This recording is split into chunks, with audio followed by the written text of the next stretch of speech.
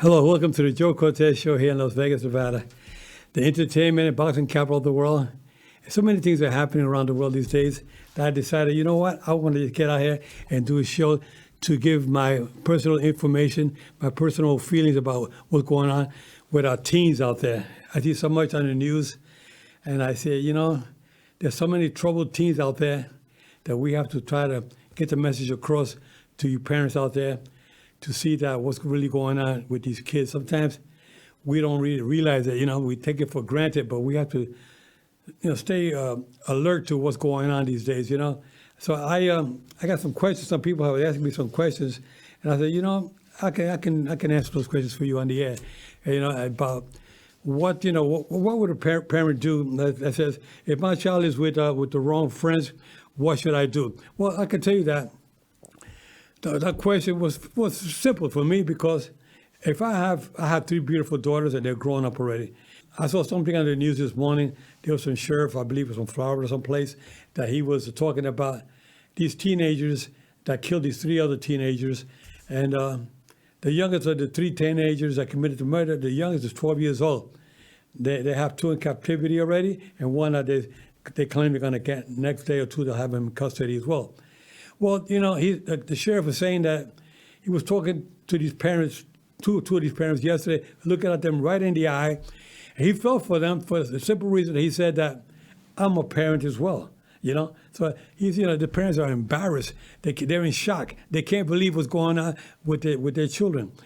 And, it's something that you feel for these parents, because you don't want, that can happen to anybody out there. But sometimes there are certain signs you have to look for. Like somebody asked me another question, said, my son is doing drugs. What can I do to get him off drugs?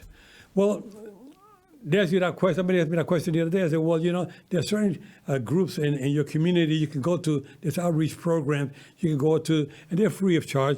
They'll give you guidance and direction how to talk to your kids and go to kind of a rehab program to get them on the right track. These are things that happen, constantly happening, especially with today's society. The way the laws have changed, where now you can buy marijuana. They have them on the street corners every place in the world. There's guys still in prison for possessions of dealing with a marijuana. But now some guy got out of prison the other day. He saw a sign that says around the corner there's a big dispensary selling drugs. He said, I got locked up for 15 years for selling marijuana, and now they got him illegally in the streets. So this is why I say, things are too lax these days. Things are too easy for people, and sometimes you can't be too easy on your children. You have to get out there and sometimes be a little stern with them. I remember I come from a single-parent home. My mother raised 4 boys by herself. And my mother, may she rest in peace, she did a good job bringing us up. I could have gone the wrong way. I remember when I was a young teenager, there was gangs in my neighborhood in Spanish Harlem in New York, where I was born and raised. And there was a gang, the Puerto Rican gangs, they were the Dragons. Then you had the Viceroys, another Puerto Rican gang. Then you had the Italian gangs, the Red Wings, another section near the Boys Club where I used to go to boxing. And then there was the Enchanters, the Afro-American gangs. So there was all kinds of gangs in the neighborhood. And, they said, you better get in the gang, buddy, or we're going to be kicking your butt. And they used to bully me when I was a young kid coming up. That one time they were bullying me. I was running on the roof, and I was running from one place to another up on the rooftop. I jumped from one alley.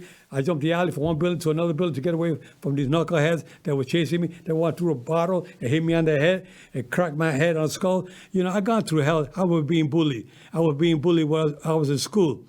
There was a guy named Vladimir, and Vladimir was a big guy, and I remember he was always, that was in junior high school. I remember he was bullying me and picking on me. One day I got so upset, I was tired of going home. All the time I see him coming, I would run the other way, And one day I said, let's go outside the hallway. And I got in the hallway, and the first punch I threw at him was I broke his nose, and he started bleeding, and then, he started picking on me.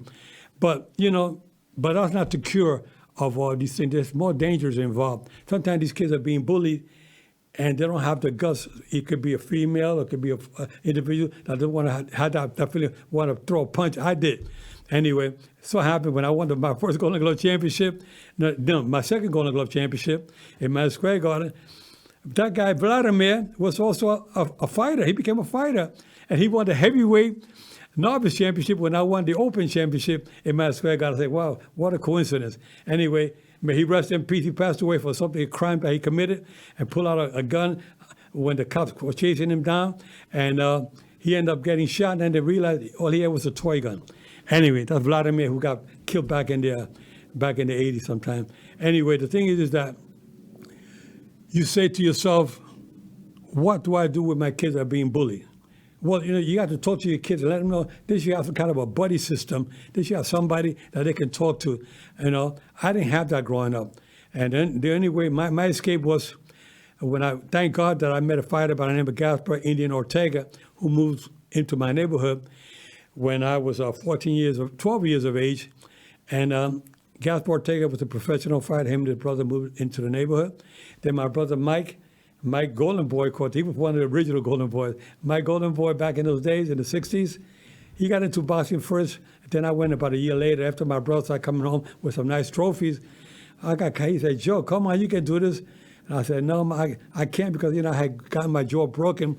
I fell off a wall, jumping those alleys. I fell one day down off some wall and broke my jaw. My mother said, no, you can't have a fight.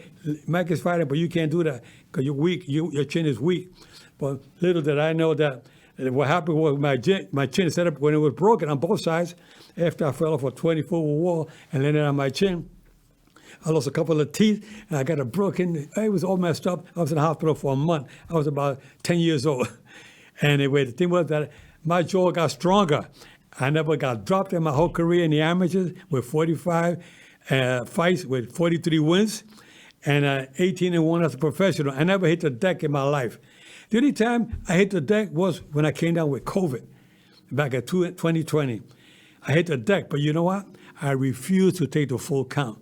I got back up, and I gave it all I said, I'm going to get back. I got back because my daughter Cindy, who's my oldest daughter, and pretty soon you're going to be seeing a little story about me coming up. We're going to be working on kind of a documentary about my life, about my roller coaster life of what I've gone through with one of my daughters and me I had cancer when I was active as a referee. A lot of people wonder why I retired. Well, after I survived from cancer, prostate cancer, I decided that, I'm going to keep going for a while longer. But then when I got inducted into the International Boxing Hall of Fame with Mike Tyson, Julio Cesar Chavez, Sylvester Stallone from the Rocky movie, of which he asked me one day, Joe, I'm doing a Rocky movie. I want you to be my referee.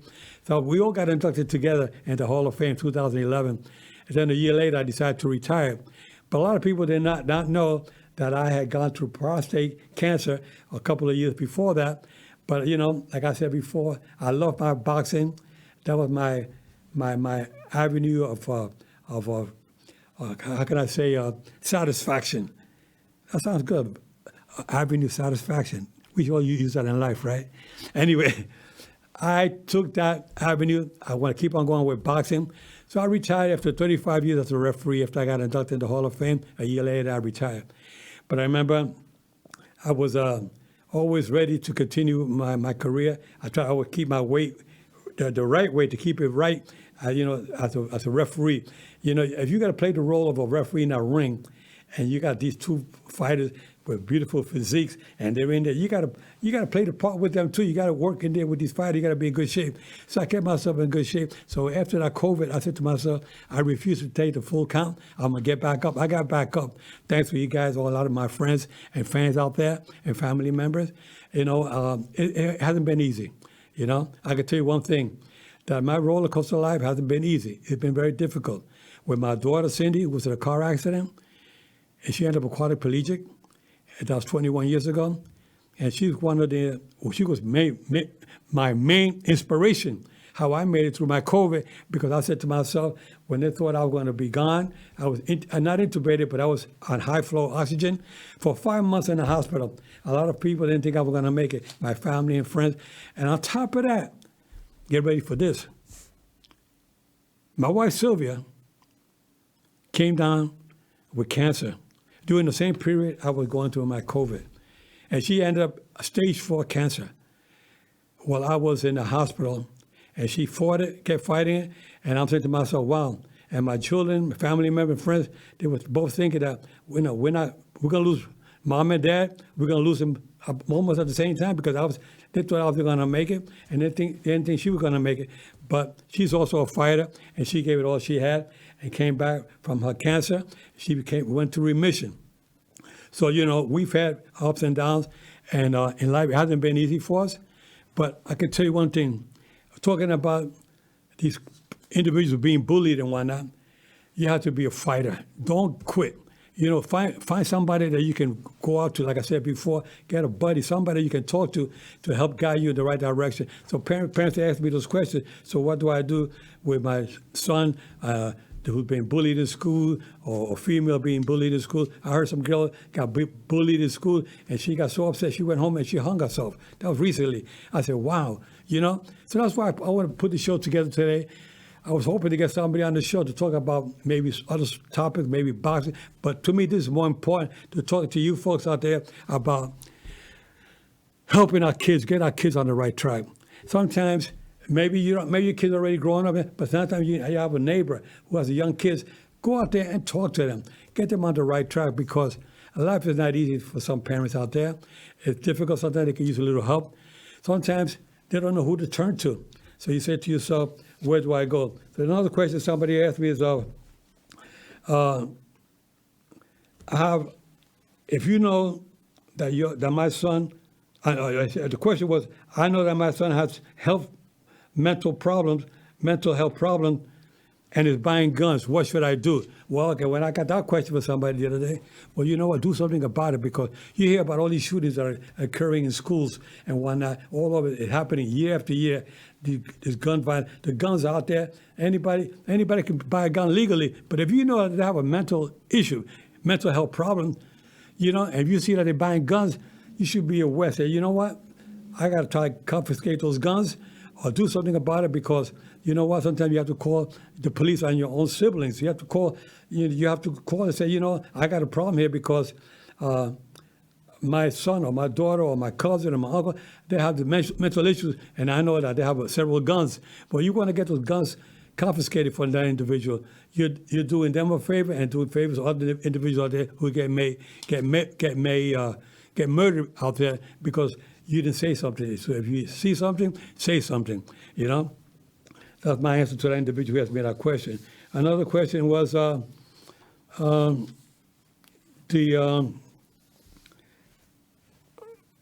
my daughter is always coming home late and angry and seems to be intoxicated or maybe on drugs. What can I do? That's one of the other questions I got the other day. Well, whether it's a daughter, a son, a brother, a sister, a husband, a wife, they're in those conditions. There's something you can do about. You can try to get them some professional help. Go out to your community leaders. There's some kind of help in the community. There are programs out there that are free of charge. They got the AA meetings you can try to get somebody to go to help them out. They got all kinds of different programs out there for individuals that are alcoholics or involved with drugs. We hate to see that happen, but it happens every day. You see it happening, people with drugs and alcohol, and now they're selling marijuana, illegal in several states, most states around the country, which I'm against it, but it's out there. You can't fight City Hall when it comes to all these kind of different laws that are coming out there. But I think that we have to do something to try to get our individual family members, our friends out there on the right direction. I think that if there were more people like me out there that are trying to do the right thing, and you know what? I'm not going to say I'm perfect, and I'm not a professional. I suggest you look out for professional help if you can out there. It's out there for you, because I'm just talking from my heart, what I feel.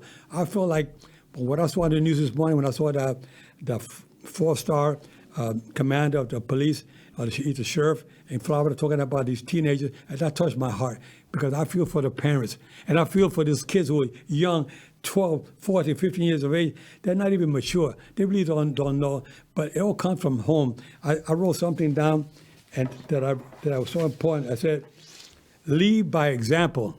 Lead by example is so important because if you want your children or your sibling, whoever you have in the family, lead by example. Show them who you are. If you're going to be an alcoholic, you're going to be using drugs, and you have gang members coming into your home, these kids they're gonna grow up the same way. They're gonna follow your steps.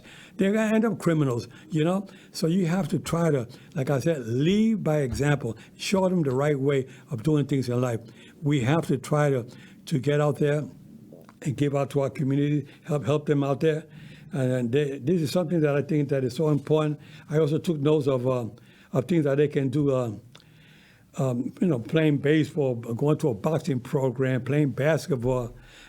I used to fly pigeons up on the roof because we come from a poor family.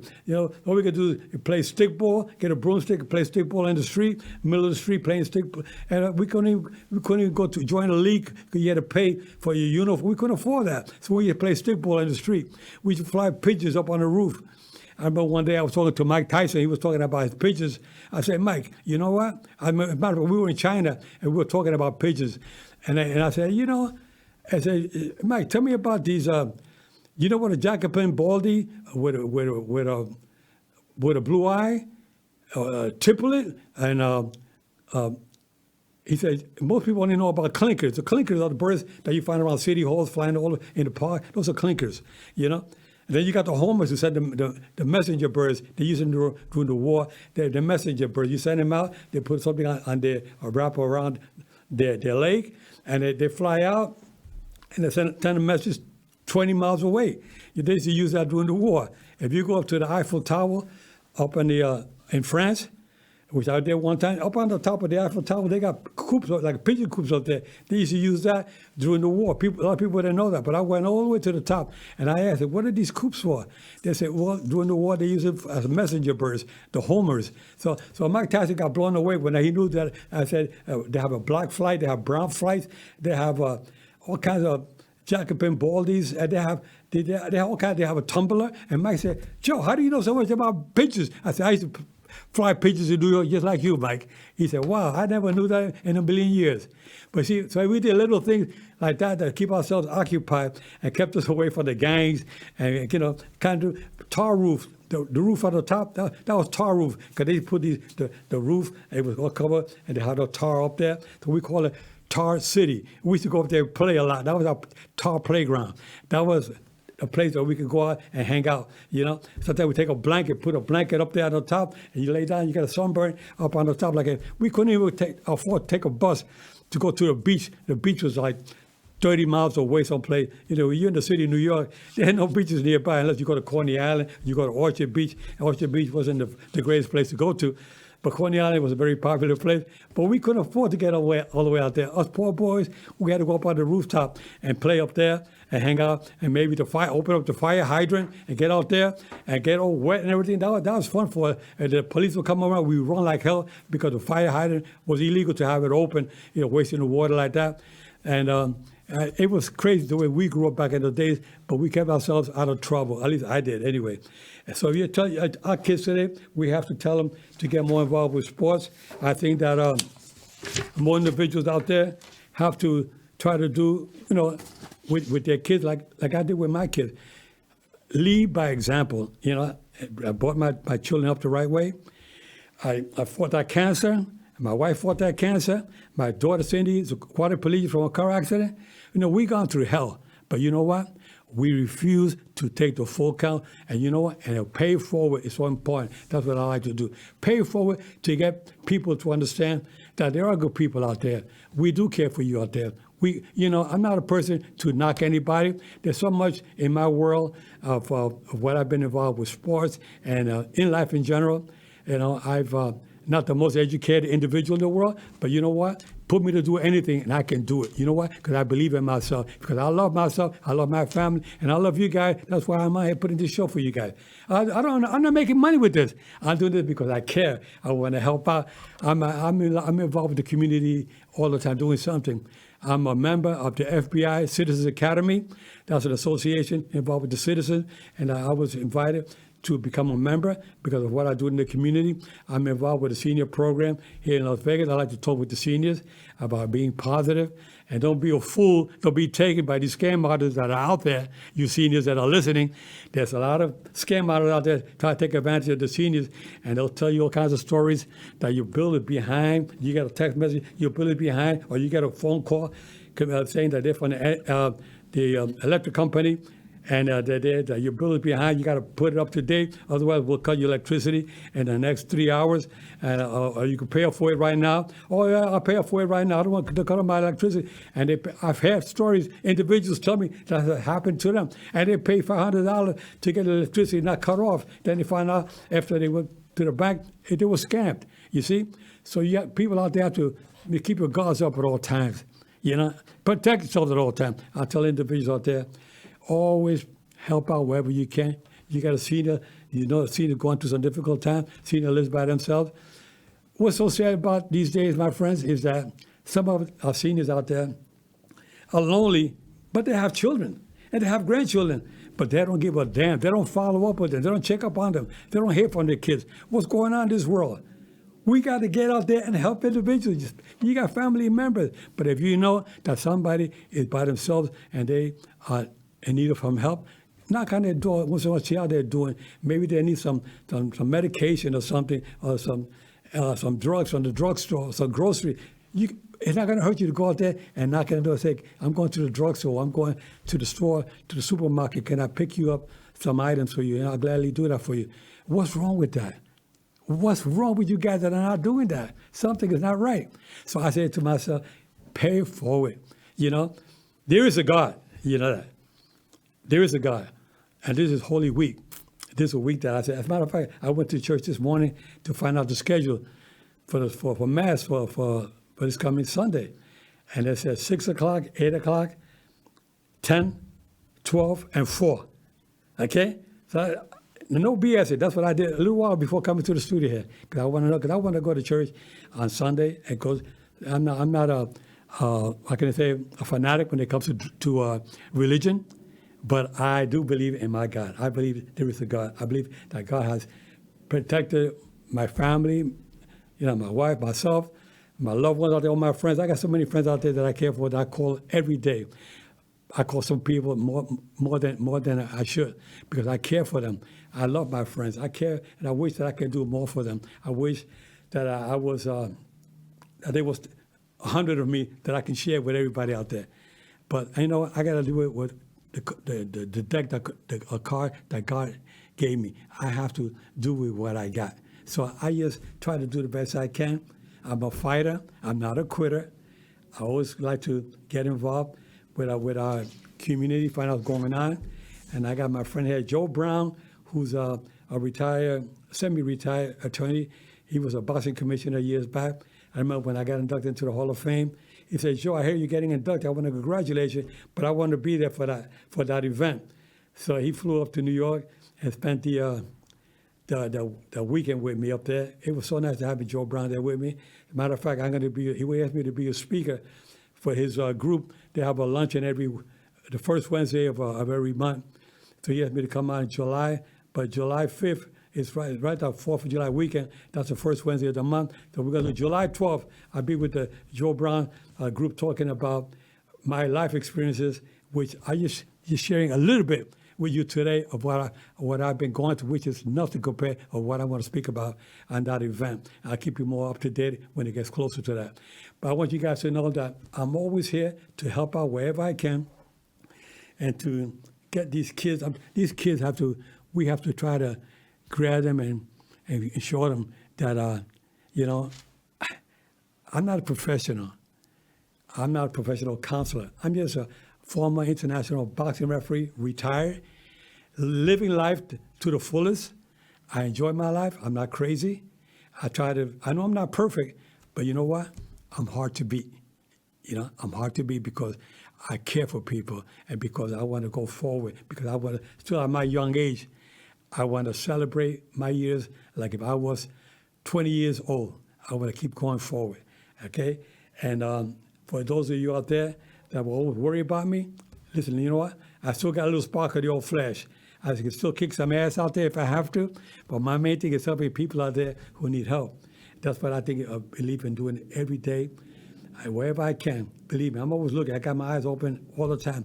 Wherever I can see somebody that needs a little bit of help, you know what? I'm there for them. You know, sometimes they don't even know it. Sometimes I do it quietly, secretly. But I care for people.